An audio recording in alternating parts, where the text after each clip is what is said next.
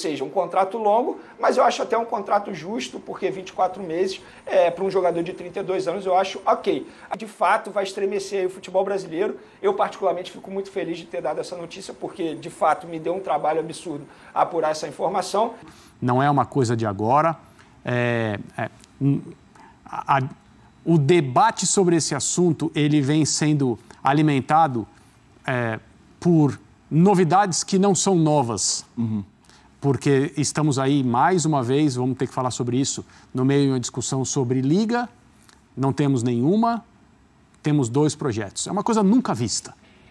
Então, Fala, nação, sejam muito bem-vindos mais uma vez aqui ao nosso canal Mundo Fla React. Galera, preparei para vocês 2 cortes aqui, o primeiro do SBT Sport e o segundo aqui da ESPN Brasil do Grupo Disney. Os 2 canais estarão aqui na descrição desse vídeo aí para deixar os créditos para vocês aí, os créditos oficiais dos canais deles.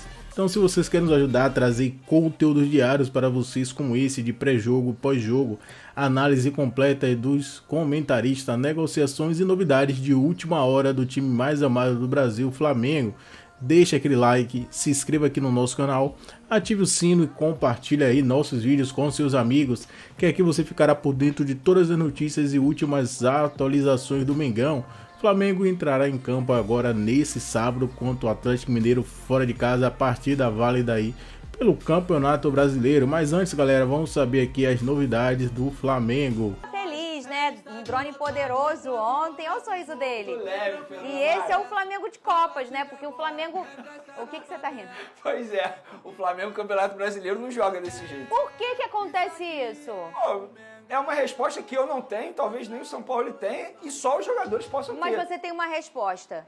O que foi esse Flamengo de ontem pra você? Na minha opinião, foi um Flamengo que está pronto para ser campeão da Copa do Brasil. Foi quase perfeito. Eu só não digo que foi perfeito porque o Gabigol perdeu um pênalti. E você, numa semifinal de Copa do Brasil, você não pode perder o pênalti. 3-0 com um pênalti convertido, é muito difícil o Grêmio reverter o placar no Maracanã. Inclusive o próprio Renato Gaúcho, na entrevista coletiva, ele me surpreendeu de maneira positiva. Eu achei que ele fosse botar a culpa na arbitragem, pelo contrário, elogiou a arbitragem e foi muito franco com o torcedor do Grêmio. Ele falou, ó, a gente precisa ser realista.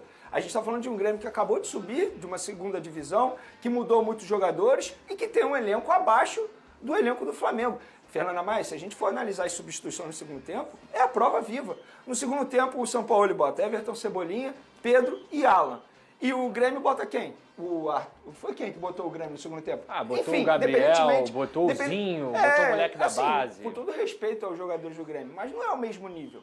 Então, de fato, o elenco do Flamengo é superior ao elenco do Grêmio. Só que eu esperava mais do Grêmio. Vou até deixar o Lucas Pedrosa comentar um pouco sobre o Grêmio, porque ele mencionou aqui em off e eu concordo com ele. Eu esperava mais do Grêmio. Só que assim, temos que ressaltar a partida do Flamengo. Foi uma partida absurda, uma partida de almanaque. Parecia que o Flamengo estava jogando em casa. O Fabrício Bruno foi muito bem, o Felipe Luiz, na minha opinião, foi o melhor em campo, jogou muita bola, é uma pena que fisicamente ele não aguenta mais. Vitor Hugo fez a melhor partida dele com a camisa do Flamengo. O Wesley, nossa, que partidaça do lateral direito do Flamengo. Acho que o Flamengo ainda precisa buscar um lateral direito, mas mostra a evolução do Wesley desde a chegada do São Paulo. E eu queria mencionar o seguinte, se você tinha dúvida que o Bruno Henrique voltou, não tem mais dúvida, ele voltou.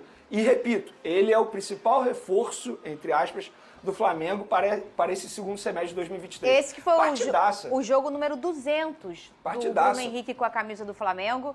E mais de 60% dos gols dele são gols importantes. O momento em que o Flamengo estava perdendo, ou o momento em que o Flamengo precisava marcar um gol, o Bruno Henrique entra em ação. Eu falei outro dia aqui... Posso só finalizar uma coisa? Para eu ser justo, Pode. Eu sou um cara que eu sempre critiquei o Thiago Maia Vai votar aqui, em você, a gente não vai falar de Flamengo agora não. Com justiça eu sempre critiquei o Thiago Maia. E ontem ele fez uma ótima partida, não só pelo gol, tá? Mas, assim, sem a bola, a partida dele sem a bola, ele foi super importante no meio de campo do Flamengo. Então, parabéns ao Thiago Maia pela atuação de ontem. Voltando a falar do Bruno Henrique, o Bruno que eu falei outro dia aqui e continuo observando isso nos jogos do Flamengo, às vezes há uma falta de entendimento o que acontece com o Flamengo no Brasileiro, um Flamengo em jogo assim decisivo de mata-mata, né? Na verdade, eu não sei nem se é bem a competição, é o Bruno Henrique. Ele é uma potência do Flamengo, é o poder do Flamengo. O Flamengo tem um grupo muito técnico, o melhor elenco do Brasil, e isso é indiscutível.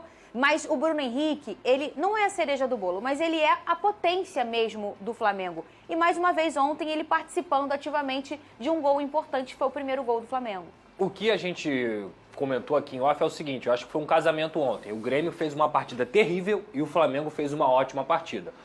Foram 15 minutos de blitz aí do Grêmio, inclusive proporcionando erros do próprio Matheus Cunha, onde o Grêmio poderia ter saído na frente no placar, só que depois o Flamengo, com toda a sua qualidade técnica, parecia, como o Vene falou, que estava jogando em casa. Eu tenho que destacar aqui o Thiago Maia, que subiu de produção numa temporada ruim que ele vem fazendo, fez uma partida maravilhosa junto com o Vitor Hugo, e eu falei sobre a vulnerabilidade que aconteceu no Flamengo na partida contra o América Mineiro. Isso não aconteceu ontem, justamente porque esses dois jogadores jogaram lado a lado, fazendo a contenção da zaga. É claro, o Fabrício Bruno é um monstro, eu falo isso aqui há mais de 6 meses. O Fabrício Bruno é um jogador de nível europeu. Inclusive, se o Suárez não jogou muito ontem, além da própria culpa dele tecnicamente, é por conta do Fabrício Bruno. O Felipe Luiz, eu já falei, ele fez uma função, e as pessoas que entendem um pouquinho, que reparam o que o Felipe Luiz faz em campo ele vem para jogar de volante. O Felipe Luiz não joga como lateral quando o Flamengo tem a bola. Ele vem jogar de volante para fazer a construção, muitas vezes fazendo esse passe por dentro. E aí o que aconteceu? O Vitor Hugo e também o Thiago Maia deixaram Arrascaeta e Everton Ribeiro,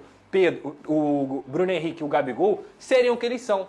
Fenômenos, soltos, né? Gênios, soltos, livres para poder fazer a criação do Flamengo. E digo mais, o Arrascaeta e o Everton Ribeiro nem foram magníficos, mas o pouco que eles sabem e os momentos que eles precisam aparecer, eles aparecem. Se vocês não sabem, o Arrascaeta no segundo gol, ele dá um passe por baixo das pernas do zagueiro do Grêmio pro Thiago Maia. Aquilo ali é coisa de gênio. E assim, eu até discordei aqui do Veneno Off também, o Everton Ribeiro foi outro que fez uma partida maravilhosa, porque jogar futebol não é só com a bola no pé. A quantidade de progressão que o Everton Ribeiro dá pro Flamengo quando ele recebe essa bola, que ele não perde, a questão tática dele, além da experiência e também conseguiu gerar um pênalti pro Flamengo, é absurdo. Então ontem o Flamengo fez uma partida de almanaque, uma partida que lembrou os melhores momentos do Flamengo e, repito, o desempenho do Grêmio foi lamentável. Eu não vou falar vergonhoso porque a gente está falando de uma semifinal de Copa do Brasil. Era um Grêmio tenso, mas era um Grêmio completamente oposto ao que o Grêmio vinha desempenhando, inclusive do Kahneman. Ele fez ontem uma partida terrível de uma grande temporada que ele faz. Então, assim, repito, foi um casamento. O Flamengo jogou muito bem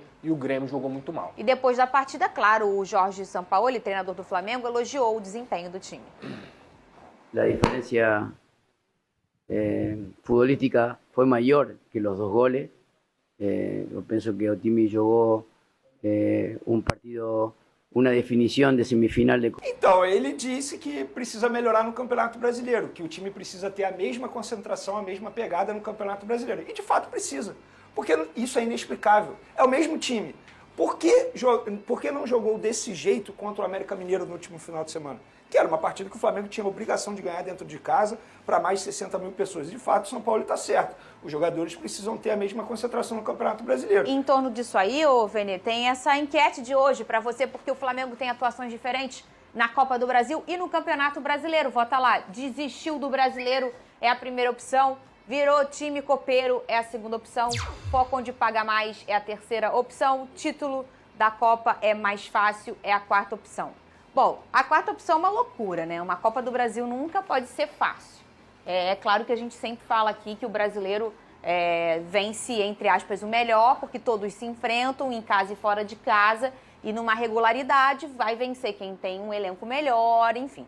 Mas a Copa do Brasil nunca a gente pode chamar uma competição fácil. A terceira ali, foco onde paga mais. Eu acho que o torcedor do Flamengo já parou de se preocupar com dinheiro há muito tempo, né, Pedrosa?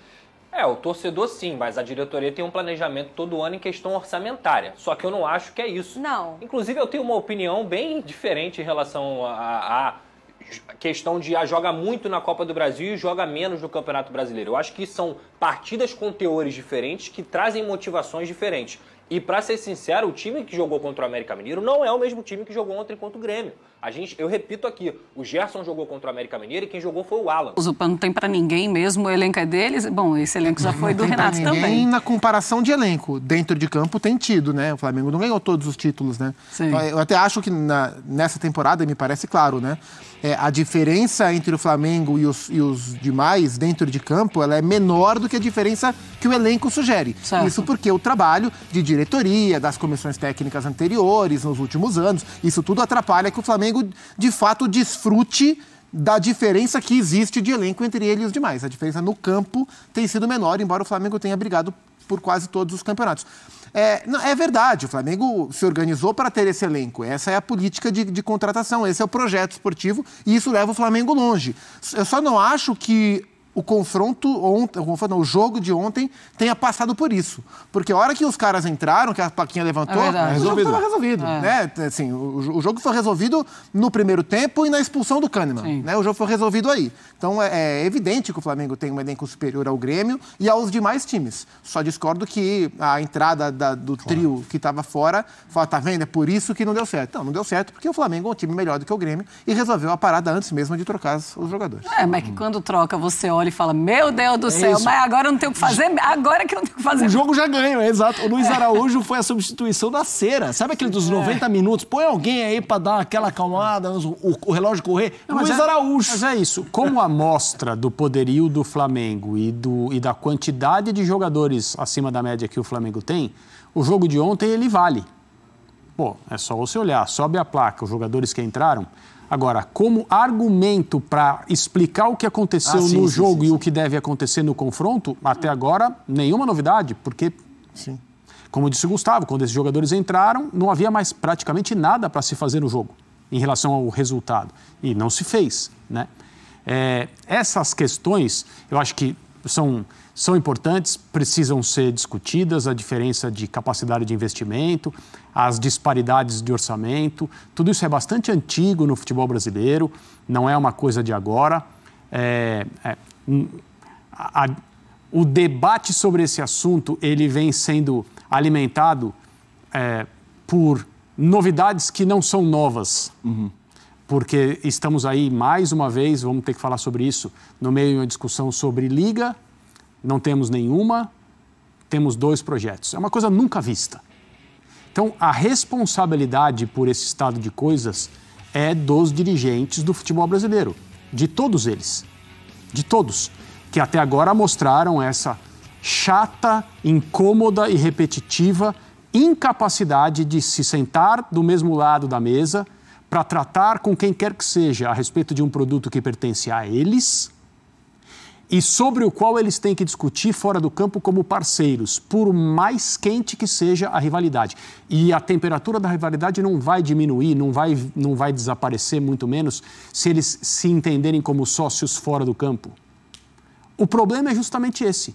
No momento em que os clubes, os dirigentes, né, as pessoas que os representam, hoje, amanhã, daqui 10 anos, conseguirem se entender como sócios de um produto que pertence a eles, e que, portanto, deve ser vendido pelo que eles imaginam ser correto e cujos campeonatos devem ser organizados por eles, de acordo com os princípios que eles entendem serem importantes, aí sim, ou esse tipo de diferença vai, pelo menos, se suavizar, ou nós vamos poder aqui, as pessoas em casa vão poder falar assim, vocês são loucos, porque vocês passaram esse tempo todo reclamando de algo e na hora que a coisa passou para a mão de vocês, vocês não conseguiram resolver este problema que interfere no balanço competitivo dos torneios que são disputados no Brasil. Então, a responsabilidade é apenas deles. E na hora de tratar sobre essa responsabilidade, eles não conseguem nem pelo menos falar sobre um... É isso aí, nação. Ficamos por aqui e esse foi mais um corte aqui do nosso canal Mundo Fla React, trazendo notícias diárias para vocês sobre o Flamengo.